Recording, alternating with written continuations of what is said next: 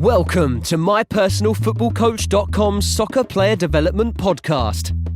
Discover all the secrets, hints and tips about soccer player development and soccer coaching from some of the leading figures in world soccer. Here's your host, Saul Isaksson-Hurst.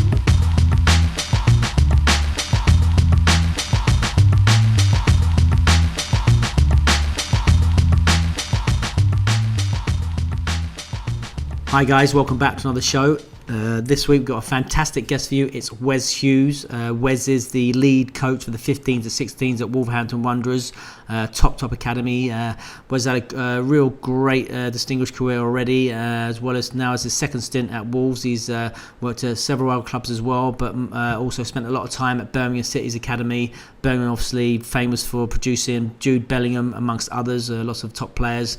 They produced in Premier League and world football. Wes and I talk a little bit about Jude Bellingham here. He was lucky to work with him in the foundation phase, but also in the 15s and 16s as well. So really interesting to see what a true outlier looks like and how he develops and get his thoughts on that. But Wes is just a real interesting, engaging, intelligent guy. I remember when I first met him when I went up to Wolves a couple of seasons ago. Obviously Wolves used the My Personal Football Coach app at the Academy, so I was lucky enough to spend quite a lot of time up there.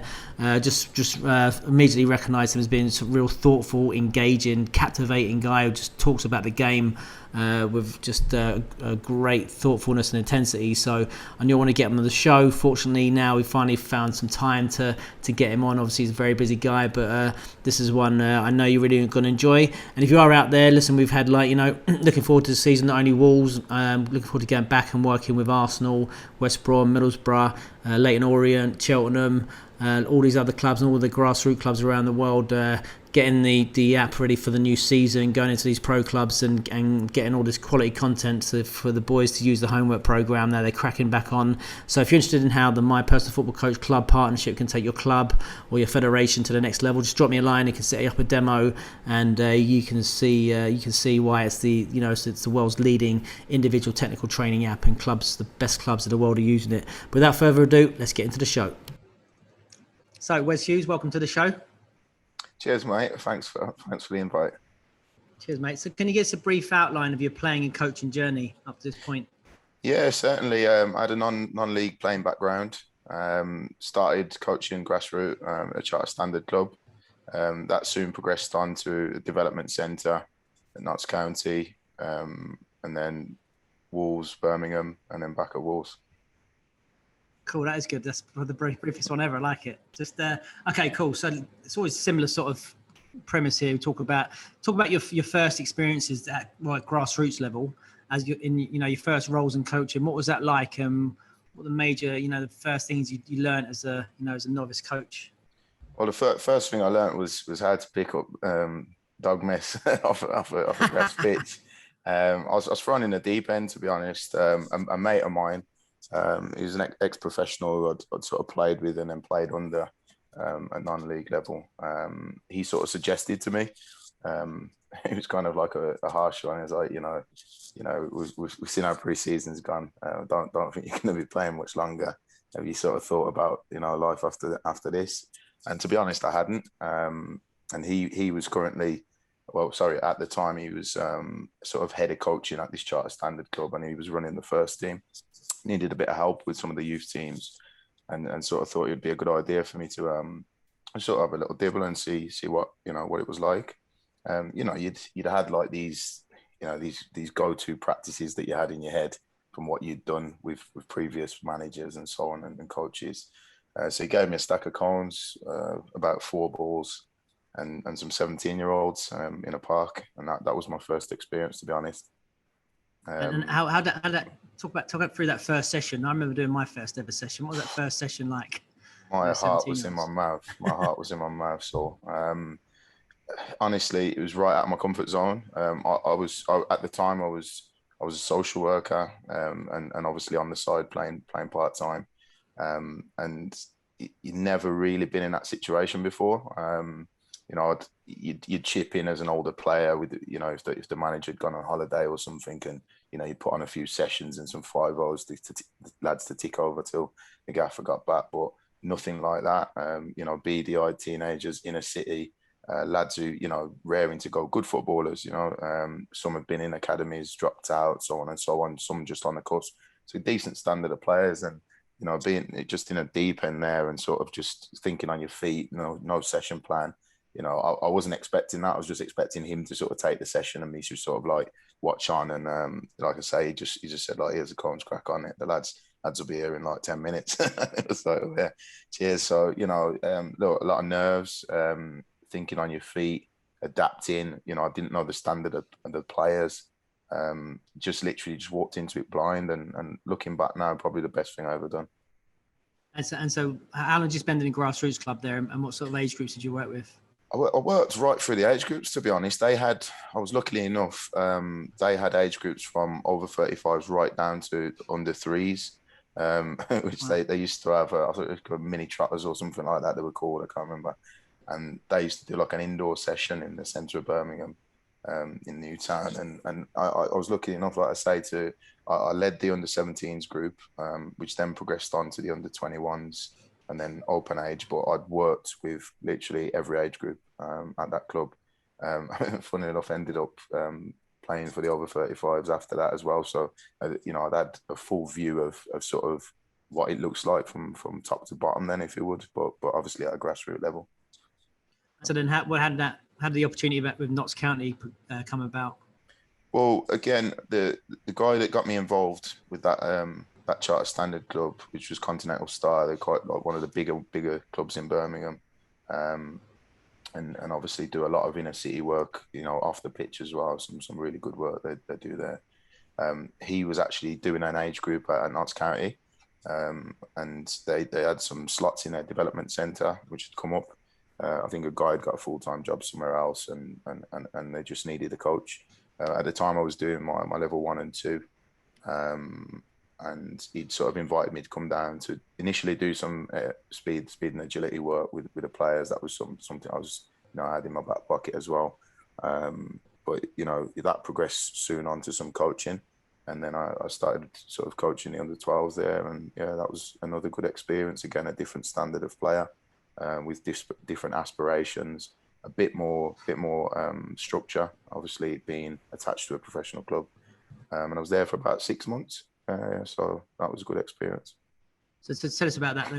What were those first experiences like in that academy environment? And then in terms of, how did you plan your sessions? I mean, what's the difference between working with those players and working with those boys down at the grassroots clubs? Yeah, so I think obviously they, like I said, they had a syllabus and a structure. The things were a little bit more plotted out, and times, you had to be good with your timings. Like you say, you've got to be in sync with what they're trying to achieve as a club, and that was kind of their development centre, but it was a big feeder into their academy at the time. And I say they had some good standard of players. I had a bit more guidance from coaches who had more experience, and it was just really a humbling experience to sort of see what it looks like on the other side, and sort of the aspirations of the players is slightly different as well. That they come wanting more. They want to learn. They want to progress into the academy. So again, I'd say probably the focus of the players was different. The intensity of the sessions were higher. And again, like I say, there was coaches there who you could sort of lean on for advice and support. And whenever you were reflecting on how your session went, you could get that bit of advice, which was key. Do you remember what your typical session would look like back then with the under 12s? Oh goodness, messy, a lot of chaos, a lot of me kind of thinking on my feet and thinking, well, what is this, actually achieving what I set out to? Quite often changing last minute, a lot of questioning yourself. You'd probably be looking over at the other sessions at the same time, thinking, "How is this going so smooth?" And I guess it was just a massive learning curve, really. What are the main differences between coaching those 12s and the 17s you've been working with previously? I think the biggest difference for me was sort of the lads that were 17s, they were like pretty much a lot of inner city based kids who probably didn't have as much support as the lads who was working with at Notts County. You know, quite often you'd see kids pulling up with two parents, you know, in posh cars and different things, and they were on time, which was a big thing. That was one of the massive differences. These kids were on time. They had all their gear. They had, you know, drinks. They had, you know, little fuel bars and different things. It just, you know, I was having lads turn up, no boots, shin pads, like one shin pad. You know, one kid turned up in jeans the one day. You know, he couldn't get in his house. This was 17s. You know, him and his mum had some tiff and something about college and whatnot, and she wouldn't let him in. And he still came to football, you know, and that was his outlet. Like I say, the focus of these kids were slightly different. You know, quite often with the grassroots stuff, you'd be going around, you'd be picking players up on match days. You know, some kids couldn't go across the city because of gang warfare and postcodes and different things, and it was just a different world, just a total different world. So you said you're working in social work at the time. Yeah. How important was that then in terms of how beneficial for that was you helping you understand those kids from those sorts of environments? And yeah, certainly. So I was based in a school for the city council at the time. I worked there for 13 years, and I was a pastoral lead there. And obviously, I worked with kids from the inner city as part of my day job. And all these kids were statemented with special needs, some, you know, on the autistic spectrum, some, you know, behavioural difficulties, you know, they would have some sort of statement and social emotional difficulty. So that was key for me, to be honest. And it's something that I overlooked, even reflecting now, so many years down the road, that was an invaluable experience for me, because, you know, you were used to managing conflict, you were used to, you know, that conflict resolution, you know, all those kind of solution-based sort of thinking, preempting stuff, you know, gauging moods, building relationships was a key one for me, and understanding people from different backgrounds. So I could have a kid who's, you know, from an affluent background, and you could have a kid who's from an inner city, deprived area, parents on drugs. Do you know what I mean? But they were suffering with the similar conditions. As far as their emotions and their emotional regulation, you know, different statementing needs, they had the same, but they were coming from different backgrounds. So it was that, you know, understanding how to deal with different individuals was key, massive. I think it's quite interesting that, whereas I remember when I first joined Tottenham, John McDermott had recently taken over, and he talked about they said very few players were within the North Circular in London. A lot of players came from suburbs, from the outdoor wealthy backgrounds. And I think there was a big conscious change to change that. And I'm just wondering how, like, you know, I think for coaches sometimes when a player comes in from different environment with those different personalities, sometimes they can be seen as, you know, difficult or challenging maybe, or, you know, because maybe they become with a different mentality or from a different environment. How far do you think academy football's come generally in terms of getting more players in from different, you know, socioeconomic backgrounds and understanding, you know, differences and things like that? I think it's not just the players, it's the people. So the people make the environment, don't they? So I think we've seen it in schools where, you know, certain communities are underrepresented. And I think that's been a massive change in academy football now. So as a black coach myself, and in an environment where, you know, you come to Wolves quite a lot, you know, you see it is represented of the local community now. So if you look at the staffing structure, you know, the demographic, you know, is representative of an inner city, Birmingham or Wolverhampton sort of city or town. So I think that's been a key change in academies, and we are seeing a lot more diversity across the academy systems. But I still think there's room for growth as well. There's other support that's needed to support these communities and change those views and stereotypes, to be honest. Yeah, because that's funny. One coming from London, I know I've spoken to one of my friends talking about these, for example, the South Asian community in London, how underrepresented that is in academy football and just in football generally.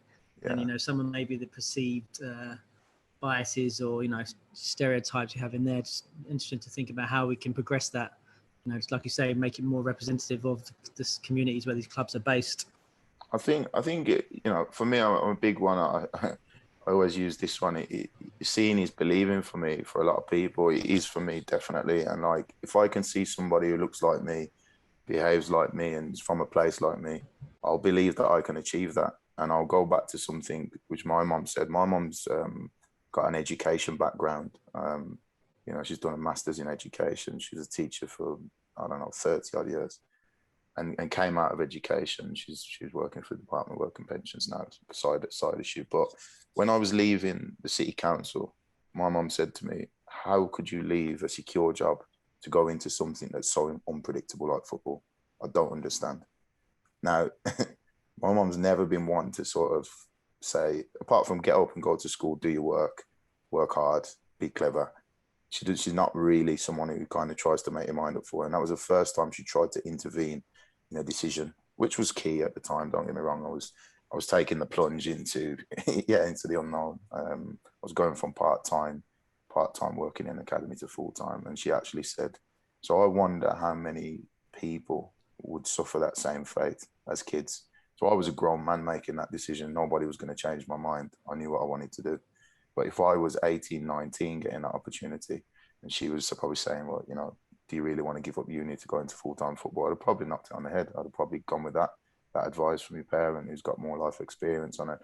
If I look at, like you said, the South Asian community, you look at different communities, other Asian communities, a lot of the parents, their experiences of professional football has not been positive when they've gone to watch football. They might have suffered abuse and whatever, and they've got negative, sort of connotation mindset around professional football.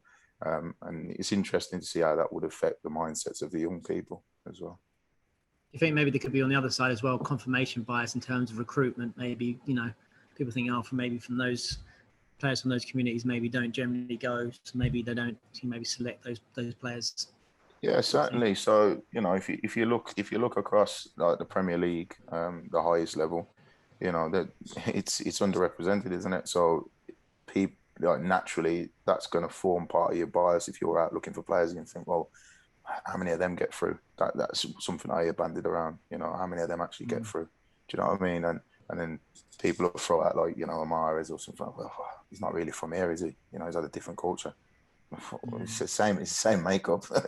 You know what I mean? So, but it's just, and I think that's the bit that will need to change over time. And look, it will happen. It happened with other communities. There weren't many black players. Some years ago, certainly representing internationally. And now you look at the makeup of the international team, you could virtually field a black first team and go and be successful. So, there's hope, and that's a positive thing. Okay, so let's move on this to talk about then how you left Notts County. What happened after that? Where did you go after Notts County? Yeah, so again, I'm a big believer in one can influence their luck. So I was, like I said, coming towards the end of playing football, seriously, and a mate of mine, funnily enough, we were coaching. So a bit of a short, long story. So I'll cut it down. We were working together at a Saturday camp, as well as I was doing the Notts County stuff, as well as playing. So I was football virtually 7 days a week. So we're doing this Saturday camp together, and he was kind of like a team leader for this Saturday club kind of thing. And used to do like local schools and stuff like that. That was the main part of their business. And then they used to do these little Saturday camps. Now, it was a typical thing at goals, power league, whatever. And there was a range of kids from 3 years old to 12 years old. Anyone could turn up. They paid, I don't know what it was, £3-4, and they leave their kid there for two hours. We do some fun games, some skill games, whatever. And then they play games at the end or whatnot. So, it was all fun and games. So we were doing that. He was doing his B license at the time, and he was working at Wolves, working part-time with their under-9s, I think, at the time.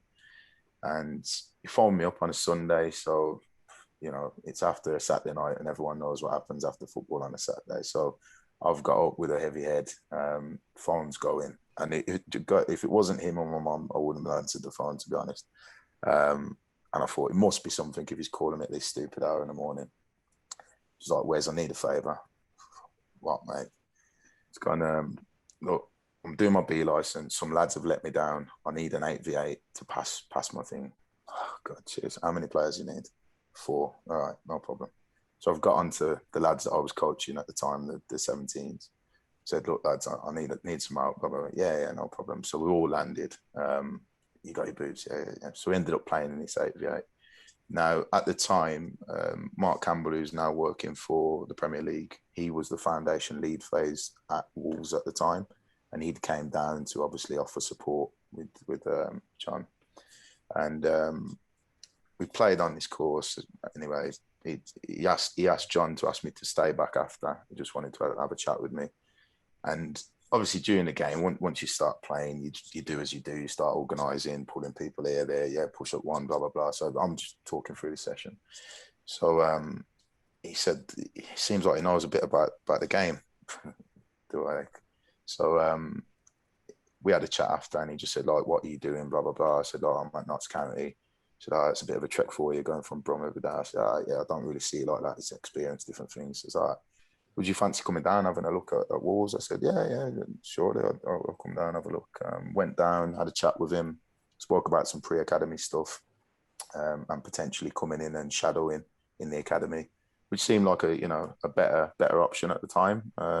They were a Category 1 club at the time, and obviously, like I said, I was doing development centre stuff with Notts County, so it was a good opportunity to progress really, and a bigger club, if you would. So I took the opportunity, went there, started coaching 1 hour a week to start off with, and that was at a separate campus, just to find my feet and sort of learn how they work. That was good experience. 5 and 6 year olds at the time, 7-year-olds. Coaching at I think it was one of the Walsall campuses, so I was doing that. That soon progressed on to 4 or 5 hours a week. So I started working with their more elite development centres, which was at Aldersley. And then that soon progressed on, like I said, to shadowing in the academy with him. And then I started working with him with the under-11. So he was the foundation for his lead, and I was sort of his assistant at under-11s. Yeah, so it's good. So how long did you spend at Wolves in that time? I think it was about 2.5 years I've done there. In that period, and then another opportunity came up, just via, again, being on a course with some people, some guys that I'd sort of played against over sort of like my playing time, and we sort of like met up on the course, and I think we were doing like I think it was the module 2 or something like that, and we got chatting. So another opportunity come up. So let's just go first back to Wolves then. What's your first impressions there? What are the first things you noticed about the difference between that environment and then what you'd experienced previously in the grassroots or Notts County? Sorry, you cut out. Then what I'm going to do? I'm going to change my internet connection because I'm having a bit of trouble now.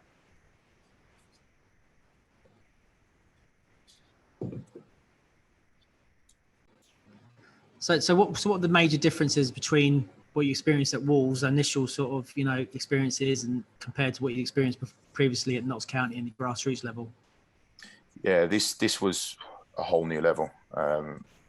Massive difference. Like session plans were on PDFs. PMA, I've never heard of that. Now responsible for reporting, recording, giving feedback to players. There was a lot more structure in place, a lot more to learn. Obviously, as you know, the expectations are going to be a lot higher. At the time, they were a Premier League club at the time. Yeah, it was like wow, like everything was different. Like what the kit man, kit man's giving you cones, and he's Ron, the funniest kit man you've ever met. Like there's your 20 cones. You've got X amount of bibs. Make sure they're back in there.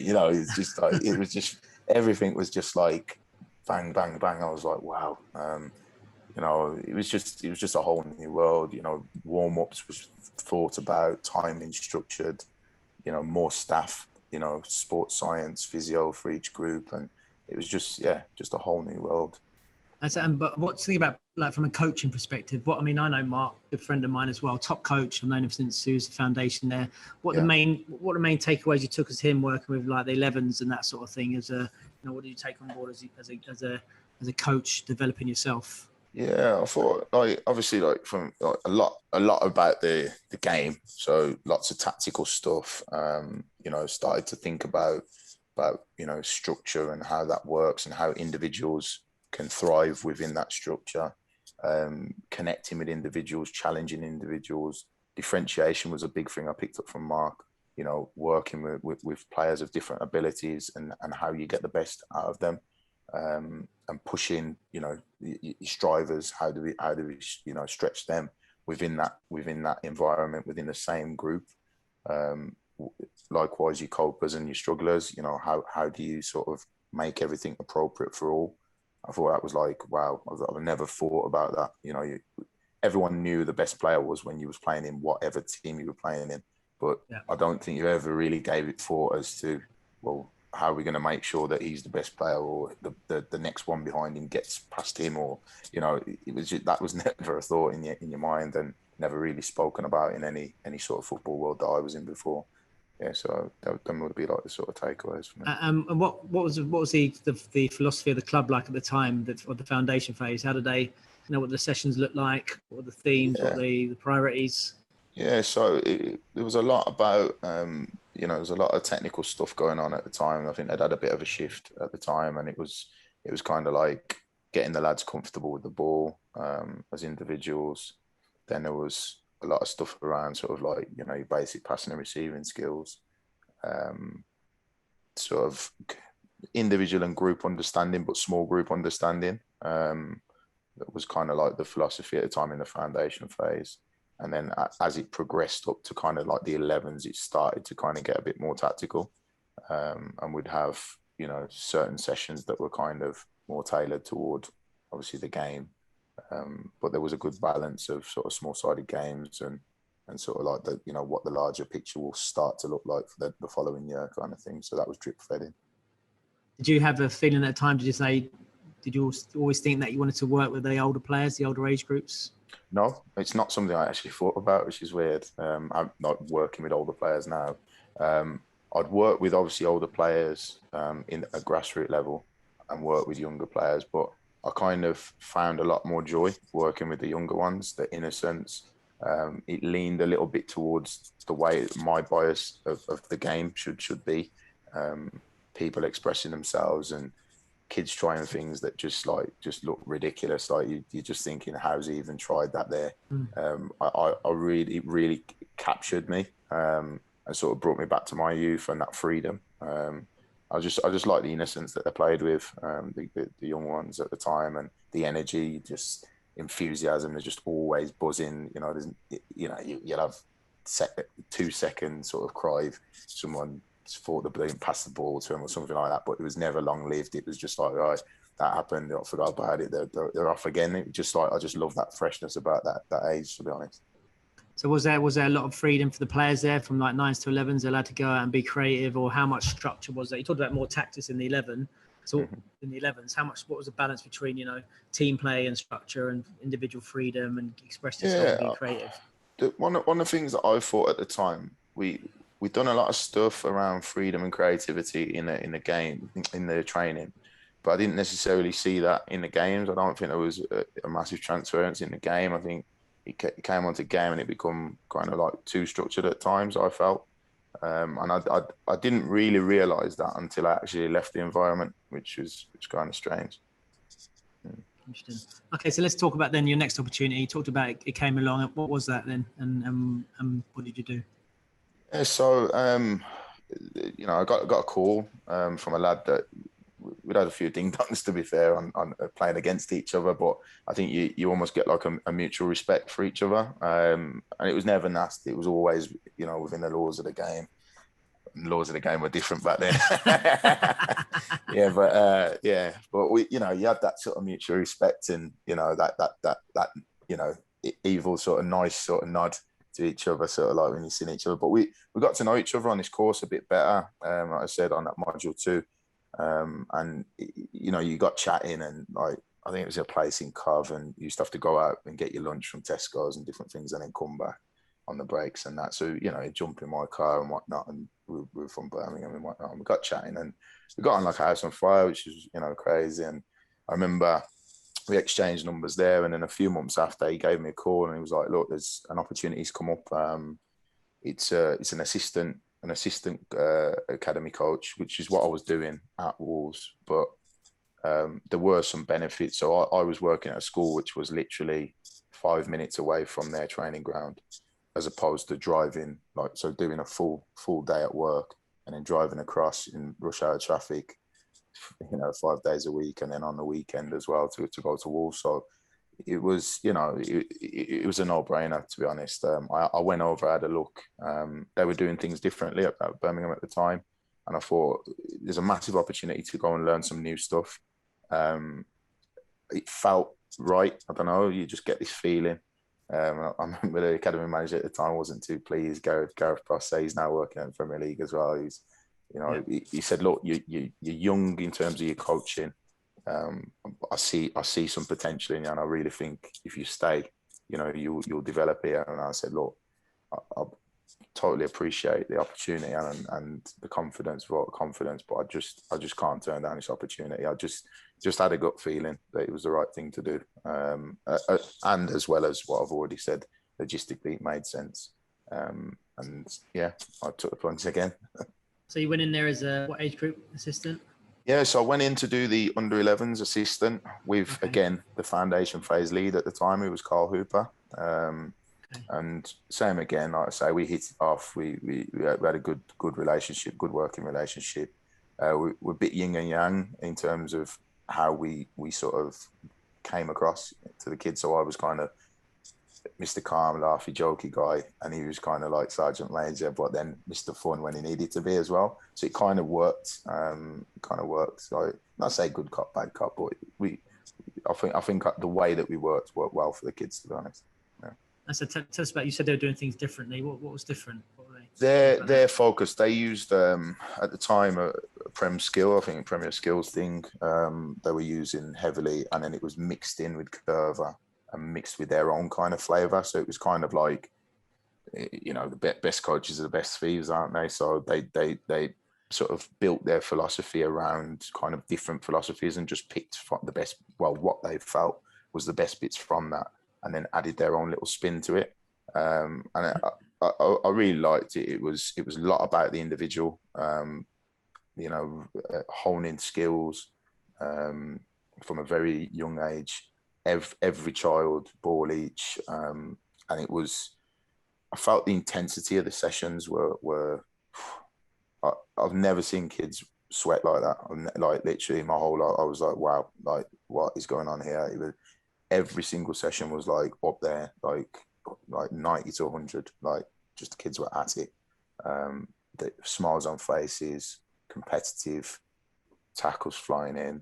It was just a different environment. I think the environment was kind of enhanced by the fact that the dome was so small as well. So they only had like a 60 by 40 dome.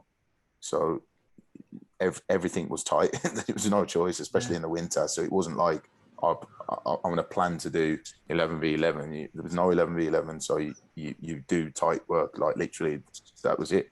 You know, if you'd get the full dome on a Wednesday night at under 11s like once a week, and that was their only big work. So they were almost forced to do a lot of small stuff. Yeah.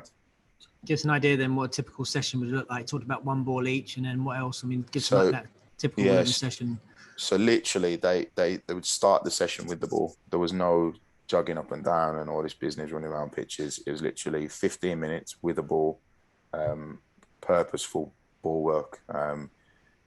You know, everything from your Ronaldo chop, your zigzag, your Zidane, everything. The kids were doing literally ridiculous things with the football.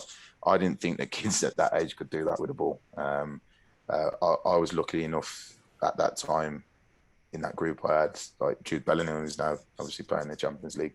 He was in that group. Some other good players as well who've gone on doing really well now. Myra Miller, who's played for their first team. Good players. Other boys who've progressed on to other clubs and doing well, professional contracts at other clubs. Aidan Finnegan, different boys. Yeah. What was Jude Bellingham like as an 11-year-old? Exactly what he's like now, just bigger. Yeah. Yeah. He just does things quicker, and yeah, it was exactly the same for me. I don't see much difference. To give us some of this coming, all the coaches there want some of those juicy details. Give us some more of these sessions ideas from those back then, and yeah, so what stuff was going on. So that would be the start of every session, and that would be pre-academy. So we used to, I worked 7 days a week there during that time, where like literally 7 days a week we had myself, Carl, Brookie. There was a few of us names, Ian. There was a couple of other lads that were part time, but there was only Carl who was full time in the foundation phase. Everybody else was part time and used to just have a day job and then come in on the night. So everyone was chipping in, and that's why we ended up working so much. So you literally do, you do the 7s, the 8s, then do your age group, and then like they'd go off to do classroom, and then you do them when they came back out. Like, so it was just constant. But the sessions would be 15 minutes standard with the ball. That was, like I say, foundation right through to the 11s. You then progress on. You do a technical where it wouldn't be unopposed. It would be at least semi-opposed, so an overloaded practice. But it wouldn't be passing around mannequins or cones or whatnot. And then it would go to a tactical sort of base game. So it might be like a switching game or an end zone game. There was a purpose to where the ball was going. Or if it's a defensive practice, it was that. One coach would be looking at the in-possession stuff. One would be looking at the out. So both coaches working.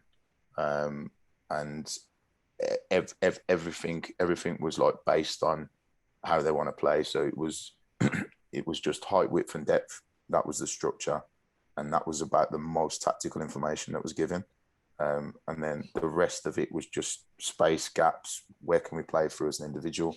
Where can you link with someone to get through? So it was always that progressive sort of mindset in terms of players. Players were encouraged to take players on in all areas of the pitch. So the goalie was encouraged to stay with the ball. The centre backs right through the team. It's interesting then, it was. I mean, think about the players they produce. Your Redmonds, your Greys, and obviously your Bellingham players who are 1v1 players all around the pitch.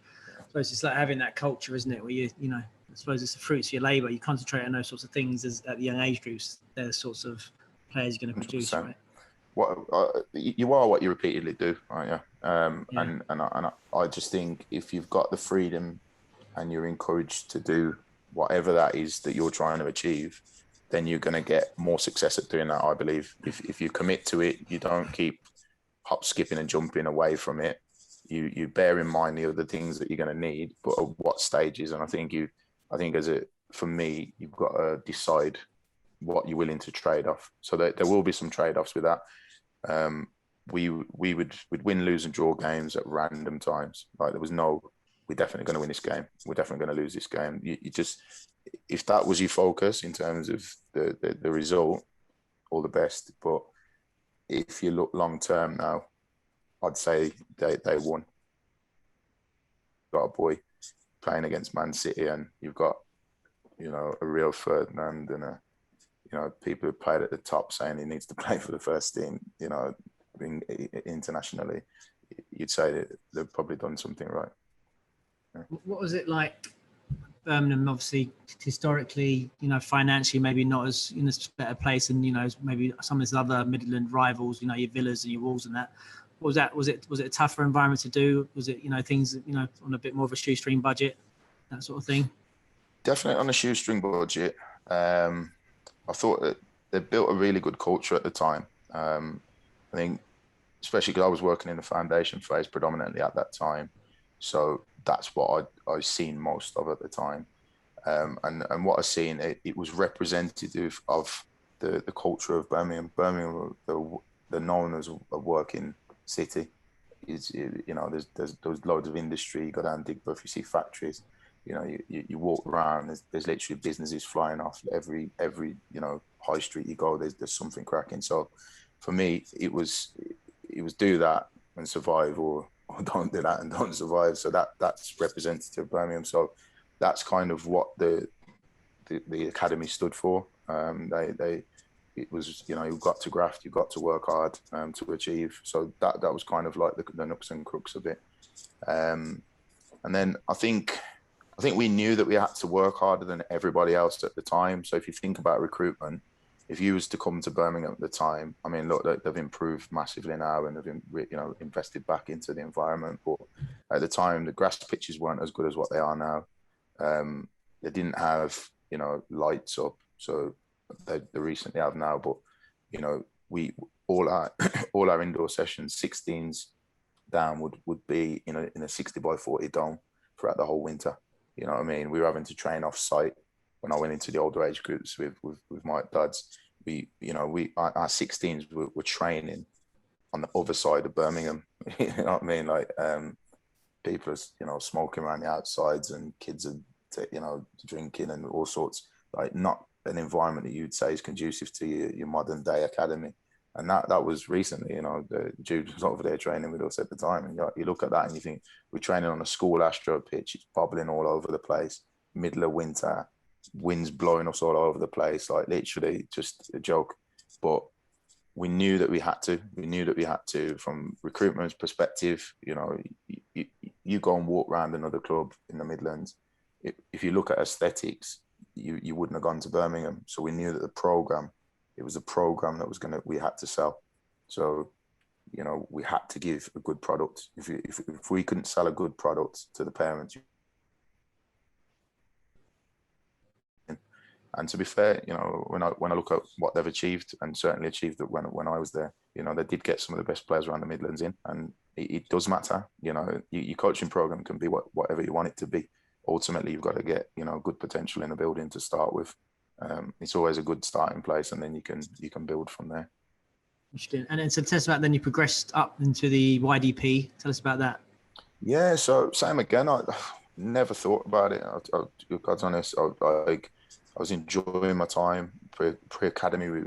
On a Saturday, we'd do a session in the morning, and then we'd take a team to play a round robin at Arsenal or Man City on the afternoon. We wouldn't be getting back till 7, 8 o'clock on the night. That's your whole day done. But I just buzzed off it. I was like loving it and whatnot. And I'd gone on to lead the 11s. That I think it was that season or the second season when I went over. I can't remember. Got a feel for it, like actually leading a group now and stuff like that, and got a bit between the teeth, and you could start to implement some of your own sort of ideas and different things, within the philosophy. And then the opportunity come up to I think it was the 12s, yeah. So I started in the YDP with the 12s, moved on to the 13s, and then me and Mike done the 15s and 16s, and that was that year when obviously Jude started to get a lot of the sort of press that he was getting at the time, positive press. So what was your transition like as a coach from small-sided to 11, the large format of the game? What were the major challenges for yourself in terms of developing and tactically developing yourself, and obviously delivering for those players when the game opens up? Like I say, I mean, a lot of my focus at the time would have been technical based in the younger age groups, and not that was pushed to the side, because certainly it wasn't. But there was a more tactical focus now. So you're now having to understand systems, understand how the pros and cons of playing a certain system. And you can have systems all you like, but you've got to have individuals who can operate within that system. And then it was understanding, you might have, I don't know, a right back, but he's actually better served playing as your holding midfielder against a certain type of player in this particular game. And you had to think on your feet a little bit more, where in the small-sided games was usually who sort of, it was more basketball, isn't it? If all truth be told, it's kind of, you have it, we have it, you have it, we have it. And there's no like sustained possession of, it's a kid gets it, he just wants to go, and he's just off. And even the players struggled with it. That was one of the biggest challenges I found at Birmingham, and that was one of the trade-offs. It's like they went from literally, picking the ball up from the keeper, dribbling through the whole team, and like smashing it in the top bin, to like, I'm trying to run from where the keeper is now, and I've blown up by the time I get to the halfway line. So it was like, wow, like, it was a transition for them. So it's getting them to understand, you might have to kind of play within the structure a little bit more, and so on and so on. But yeah, it was kind of more the tactical things for me, and sort of, again, having to learn and understand, well, they're doing this now, we might have to do that. And that probably wasn't something that you really consider. You don't really have to adapt. It's more about individuals and moving individuals around, rather than, well, actually, what we're actually doing now is having no effect on them or their best player. We're not nullifying, and so on. So you're having to think about more things. Yeah. And how challenging was it in terms of only working those tight spaces in the dome? Maybe when you're sharing spaces, was it difficult in terms of your session design? In terms of right, so everything's really, really tight, and then you get into a game and everything's really, really big and spaced out. Yeah. So even from like, if you think like from a physical perspective for the players, like conditioning them to dealing with that. So like I said at the time, we didn't used to take out the young ones out of school those kind of younger years. So they never really got any exposure to that bigger pitch until the Saturday morning before the game. So you'd have your one session before the game. Obviously, you had to restrict how much they actually worked on that day as well, because they were playing the following morning. And, that was a real big challenge, because you're asking them to understand these spaces, but you've actually not exposed them to that space throughout their whole diet of their week.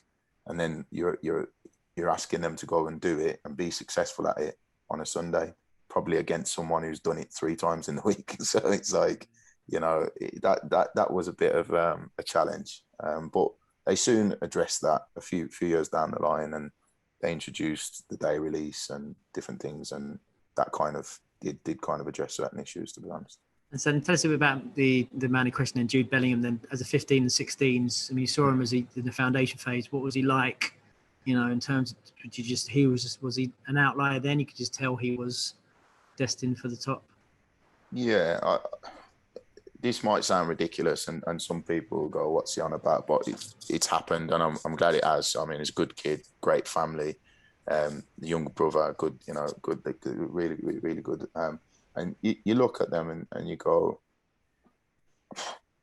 at 9 years old, because obviously we were aware of him even when I wasn't at the club. At 9 years old, I watched him at 9 at Leicester. And I think we had a round robin thing in there, and I watched him at 9 and I went, who's this kid? And then obviously he was 10, because he's a young one, he's a July birthday, so he's not 18 yet, which is even more ridiculous when you think about it. And under 11s as a 10-year-old, one of the youngest in the group, you could see then, and then when he went into the YDP,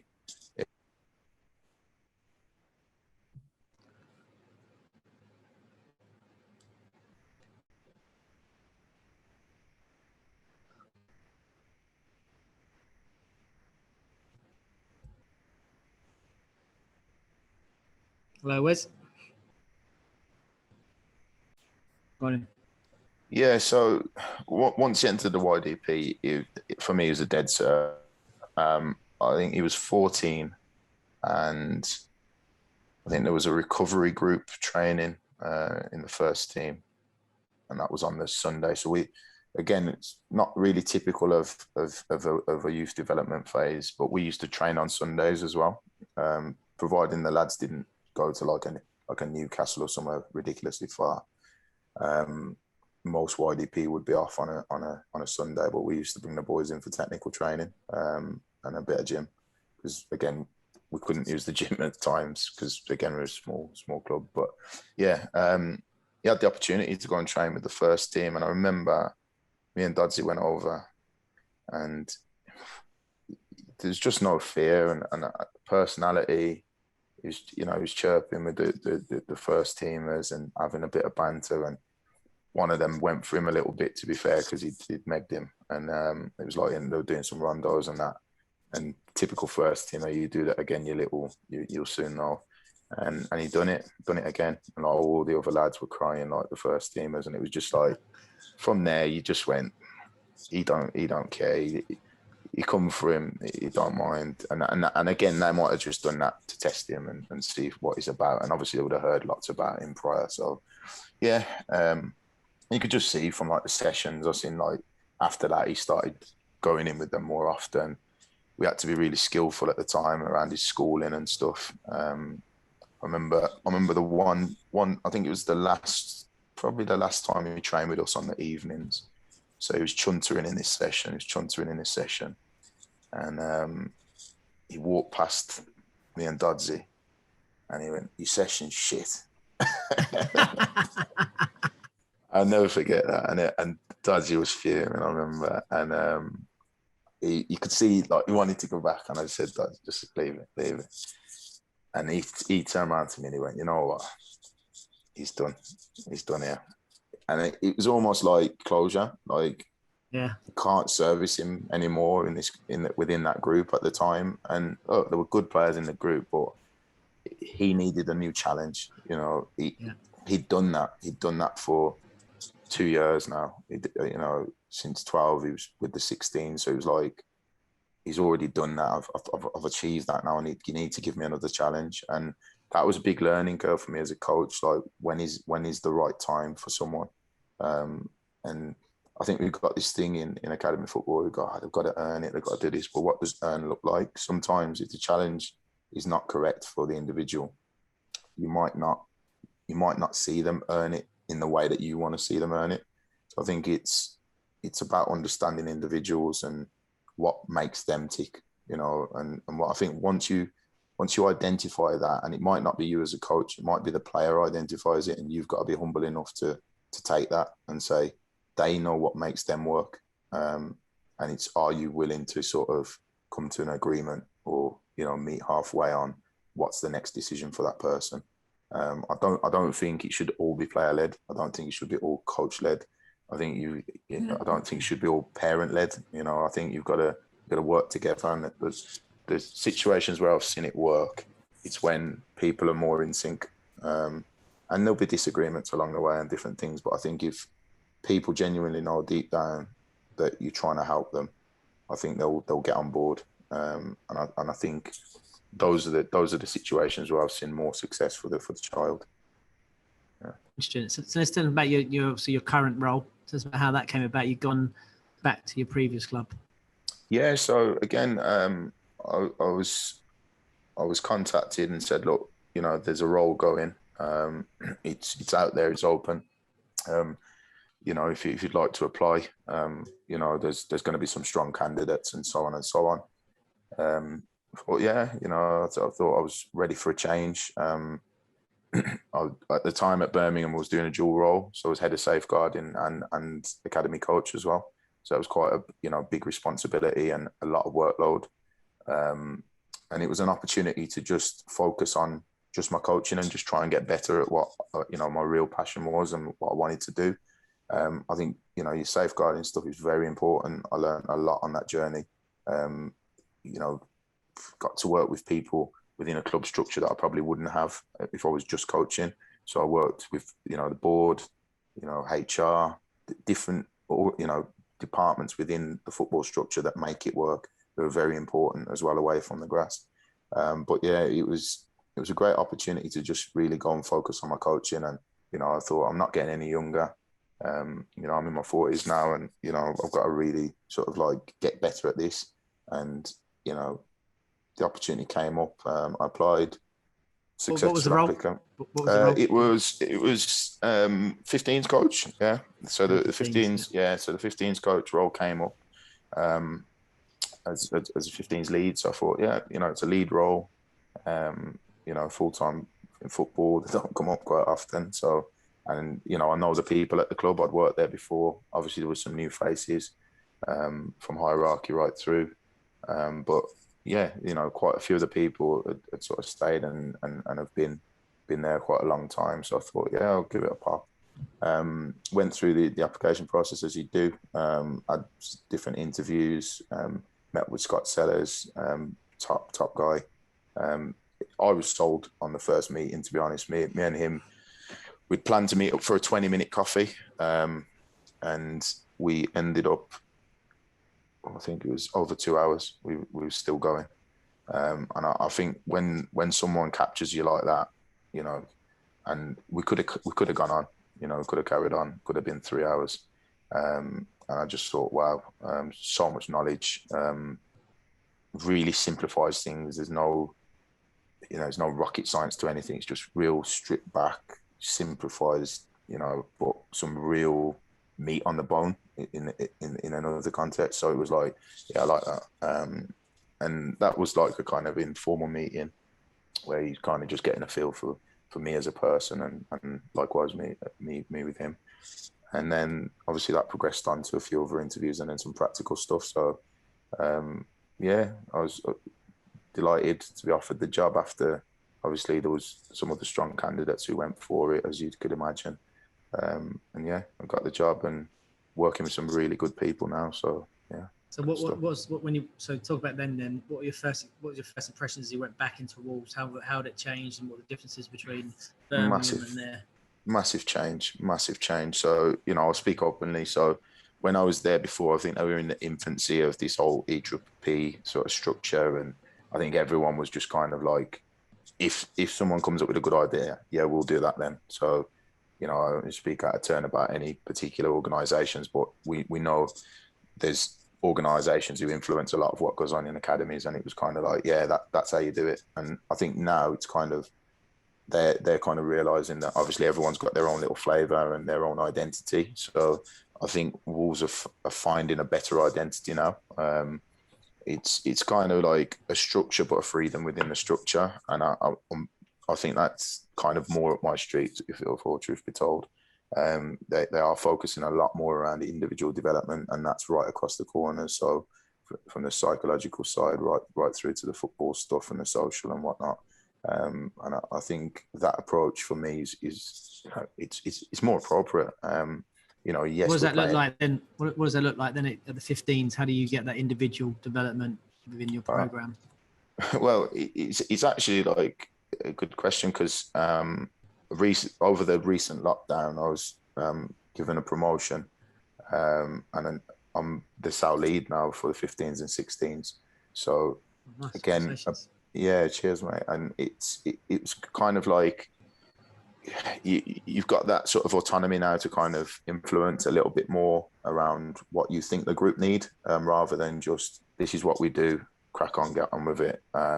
It's about like those ongoing conversations about, well, I think this particular group need this. So if I look at the current 15s, they are miles different from the last year group 15s, and that's right across as people, as players, you know, their needs. I think you just got to try and address those things on a more individual basis. And I think the staff have really bought into it. And like I say, that's right across all the corners. So if we've got a kid who we feel that, you know, his social development's hindering his overall performance, then there will be specific things that are put in place to support that. And likewise, football, you know, whatever that is. And look, you know, with all the will in the world, you can't do everything. So we are realistic about that. And sort of, you know, we've got to understand our resources and what we can actually do, because it's very good to, you know, come on a podcast and say, oh yeah, we're the best, we do this, we do that. But actually, what we're trying to do is get better at what we do and service people as best as we can. And to give us an idea of a typical 15 session, what that might look like. Yeah, so if we're looking at like a syllabus session, so the typical, you know, Wolves DNA kind of base session, we would have sort of like activation with the whole group. So that would be sports science led and supported by the rest of the multidisciplinary team. So that would be like your band work and stuff like that. You know, you got boys who've been sat in cars coming over from, you know, Birmingham or wherever they're coming from, Burton or whatnot. So it's about just that triggering sort of, you know, activation sort of work. And there will be an element of psychological stuff in there as well. So they're having to think. During that time, the boys are socialising. They're talking about their day and so on and so on. Staff are getting around them to gauge moods and different things. which I think is really important. It just gives us that space to kind of really get a feel for where they're at today. And on some occasions, we've actually changed what we were going to do with the players based on how we felt that they were. So that was like an in-action conversation with me and 16's lead coach. And we said, look, we're going to do some small-sided games tonight. And I mean, I remember one was going to do some crossing and finishing, and it was like the wind. So, that a different element can change what we're going to do. And I think that's really important. And for us not to be too proud as coaches. So I want to do crossing and finishing, but the wind's saying no. And the kids, we know what kids are like when the wind's blowing as well. Their heads are all over the place. So are they going to concentrate on, just standing over there and the wind's absolutely caning them? So we didn't feel that was appropriate. So again, you change. But yeah, so they're doing some band work, activation work, that sort of stuff. Typically on a certain night, they might do some analyses. Obviously things have changed now, so we have to have the TV in the dome rather than a classroom. First team have been kind enough to let us use their pop-up one, so that's really nice of them. So we use that in the dome. So one group will be doing some analysis work and sort of lead. We're getting the kids to lead on analysis now, so giving their opinions on what they think they could have done to solve this, or what they thought they were good at. The other group might be doing gym, same again in the dome. They'd then flip over, so they get the same diet there. We'd all then start the training session with a generalized warm-up and then split off. We tend to do what we call a carousel. So based on numbers, there might be 2 or 3 different stations where there'll be a ball element. So we might be doing, for example, some ball protection with the players, and then the sports science will be doing some physical sort of work that will be relative to the next activity. We then go in, we would start that practice off with either some rondos or, some small possession-based sort of work. Again, might be overloaded, whatever that looks like, outside players, inside players, overloads. We've got sort of syllabus sessions. So one part of our session will be a practice which we've all agreed as staff work for that particular phase of work that we're doing. So, for example, we use one we call a Barca game, which everybody's seen, nothing rocket sciencey.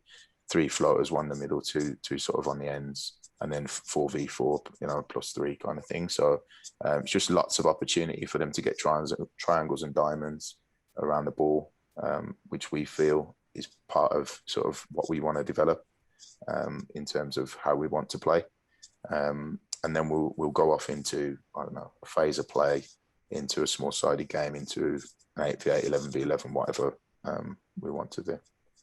And what's do you guys work to have a tactical cycle you work with? They're like some sort of like weekly themes? Yeah, so we work in phases. So phase 1 to 4, and you'll always work in opposites. So for example, if we're doing build-up play, wherever that is on the pitch, could be building from a throw-in, could be building from a central area, a higher area or a back area.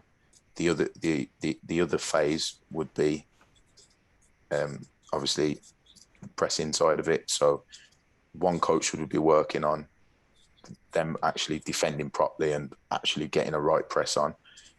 One of the things that we've actually reflected on recently is we don't change what's going on during the moment enough, and that's happening a lot in the games now. So before we typically go, all right, a front 3 pressing against our back 5, for example.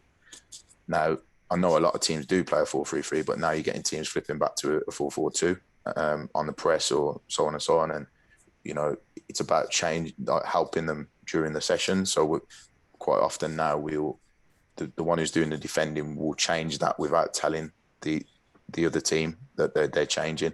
So we'll do it subtly. So say like for 5 minutes, pressing a 4-3-3. When you hear me clap, just change to 4-4-2. And just to try and throw them off to see if they can actually figure out in action what's going on. So those are just reflective stuff that we've sort of, as coaches, come back and reflected on based on what we've been, faced in the games, and how our boys have sort of struggled when they've come up against different systems. But again, part of us reflecting is how many times do we do that in our practices? I think it's interesting. I've known the Wolves guys for a long time, several years. Mark from there, and they've been using that for a long time. I've seen Wolves develop into one of the best academies in the country now in terms of what they're delivering. What is the aspirations? I mean, for the academy. I mean, what is become like one of the powerhouse in the Midlands? You want to become like one of the best, the best academy in the country? What's the ambitions for the academy? I think we're sort of shooting for the stars, to be honest. If we fall in the clouds, then it's not too bad. I think you've got to aspire to the highest. I think you've got to be realistic as well. If you look at some of the powerhouses and the resources that they've got, their demographics, there's all sorts of other factors that will affect that. But I think you've got to have high aspirations. And I've seen where people have, if you would, like, gone past where people thought they could actually get to in the past. So it has been done. I'm very, very hopeful that we're onto a good thing. I've seen the change. It's been great going away, seeing something different, and then coming back and seeing how they've sort of progressed and what in the direction that the hierarchy of the club, Jeff, Scott, John and Tobias, where they see it going. It's amazing, the transformation. I think our overall goal is to become self-sustainable. I think we want to produce players for the first team, 100%. We want to, have players who are playing at an international level throughout the age groups and obviously right up to first team, and representing and doing well. But I think ultimately, the club's aim is for us to be self-sustainable. So I think for us, the pressure's higher, but the pressure's where the diamonds are made. So for me, I think it's good. And what about yourself? What are your own aspirations in the game? At the minute, I'm just trying to focus on being the best 15-16 Saul lead going. I think if I can get that right, and that's going to happen over time. It's not going to happen overnight. I think if I can focus on that and utilize the expertise and the staff that are around me to help me to achieve what I need, I think then from a leadership perspective, you'd like to think that will then set you up for your next challenge. I don't know what that challenge is yet. I quite like keeping my eye on what I'm doing at the minute, especially if it's quite new. So, I've only been in this role a few months, so there's a lot of stuff that I haven't done before. And I think if I just do it in bite-sized chunks, especially with the brain getting a bit older now, it's not as flexible as it was. I think focus on being the best version of me at the minute, and then, what that looks like in 2-3 years' time, we'll see. What advice would you give to a young aspiring coach wanting to have like a career in the game like yourself, who's worked at some top clubs? Never stop learning. Never stop learning would be one for me. I got to a stage in the foundation phase where I thought I knew quite a lot, and actually coming away from it, I actually look back now and think you didn't know much at all. I could go back into foundation phase now and learn so much. And I think people almost see the game as like it's like levels in a FIFA game, and it's not.